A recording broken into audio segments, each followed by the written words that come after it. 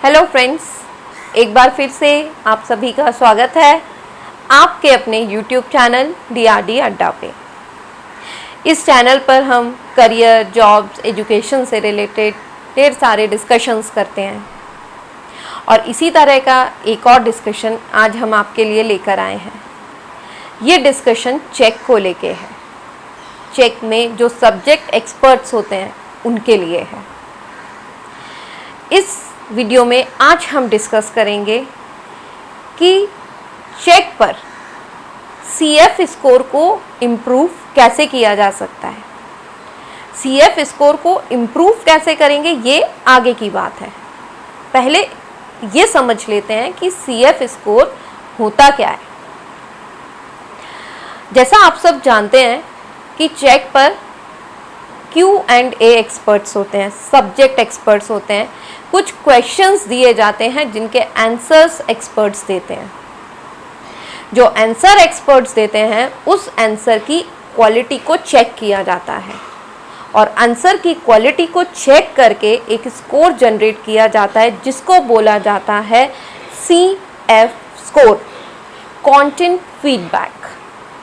कि जो आंसर आपने दिया है वो चेक के पैरामीटर्स के अकॉर्डिंग है या नहीं, उसकी क्या एक्यूरेसी है, एवरीथिंग वो सब चेक किया जाता है।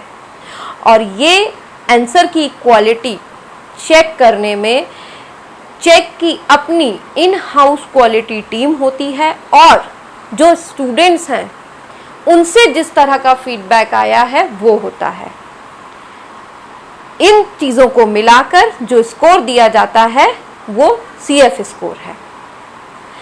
सजेस्ट किया जाता है कि CF स्कोर हाई होना चाहिए।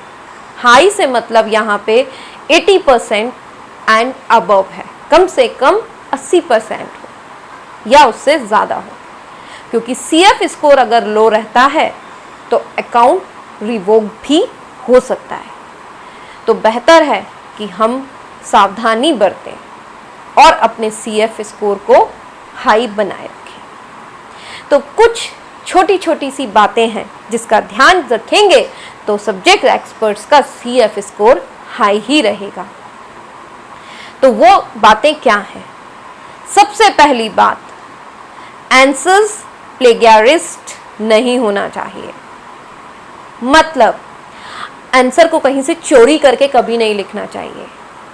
किसी बुक में, किसी दूसरे वेबसाइट पे क्वेश्चन का आंसर अगर आपको दिख रहा है तो आप उसको as it is language copy नहीं कर सकते, नहीं करना चाहिए, क्योंकि चेक की जो टीम होती है वो फाइंड आउट कर लेती है कि आंसर कहाँ से कॉपी किया हुआ है और ये CF स्कोर को घटा सकता है। तो प्लेगियराइज्ड आंसर्स को अवॉइड करना है, आंसर्स को कहीं से चुरा के नहीं लिखना है। आंसर सब्जेक्ट एक्सपर्ट का खुद का होना चाहिए, उनकी अपनी लैंग्वेज में, अपने वर्ड्स में होना चाहिए।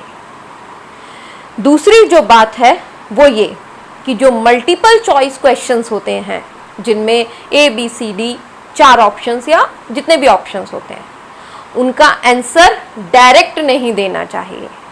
आपने आंसर तो बता दिया लेकिन उस आंसर के लिए कुछ एक्सप्लेनेशन, रिक्वायर्ड एक्सप्लेनेशन दे के सबमिट करना चाहिए।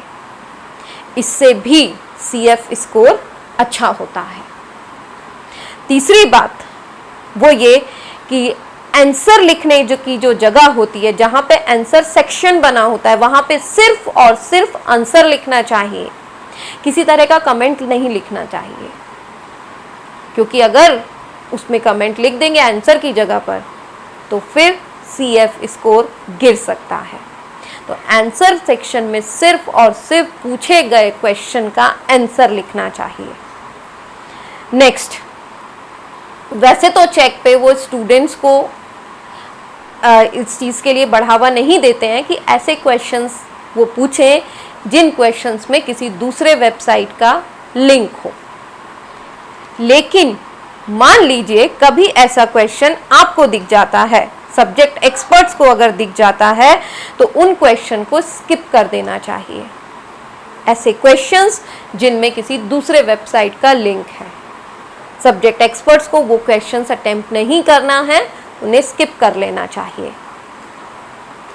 Next, calculation errors. कई बार होता है, जानबूझ के नहीं, जाने अनजाने गलती से छोटे मोटे कैलकुलेशन एरर्स हो जाते हैं, लेकिन चेक पर वो एक्सेप्टेबल नहीं है।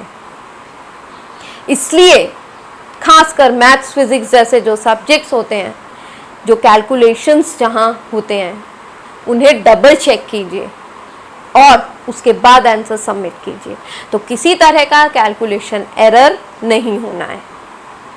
नेक्स्ट, अगर कोई क्वेश्चन इनकम्प्लीट है तो उसको सॉल्व ना करें, स्किप कर दें। कभी भी उस क्वेश्चन को आप ऐसा नहीं कि एक्सेप्ट कर लें और फिर उसको सॉल्व करने की कोशिश कर रहे हैं, नो। इनकम्प्लीट क्वेश्चंस को स्किप कर दीजिए। और लास्ट में, आंसर हमेशा करेक्ट होना चाहिए। आंसर्स में जो एक्सप्लेनेशन है वो स्टेप बाय स्टेप हो, डिटेल्ड एक्सप्लेनेशन हो, लेकिन स्टेप बाय स्टेप। और अगर इमेजेस आप अटैच करते हैं सब्जेक्ट एक्सपर्ट, तो वो इमेजेस नीट होना चाहिए, रीडेबल होना चाहिए। जहाँ जहाँ ज़रूरत है नीट एंड क्लीन डायग्राम्स बना के सबमिट करना चाहिए। तो ये कुछ बातें हैं जिन्हें चेक के सब्जेक्ट एक्सपर्ट्स ध्यान रखकर एक अच्छा CF स्कोर जनरेट कर सकते हैं।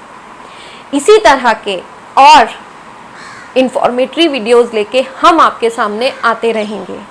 और ये वीडियो आपको पसंद आया तो प्लीज़ लाइक करें, शेयर करें, चैनल को सब्सक्राइब करें और बेल आइकॉन को ज़रूर प्रेस करें नोटिफिकेशंस के लिए। कोई भी क्वेरी हो तो उसे अपने तक ना रखें, मेरे तक भेजें। कमेंट सेक्शन है नीचे, उसमें लिख दीजिए, मैं जवाब ज़रूर दूंगी। Thank you.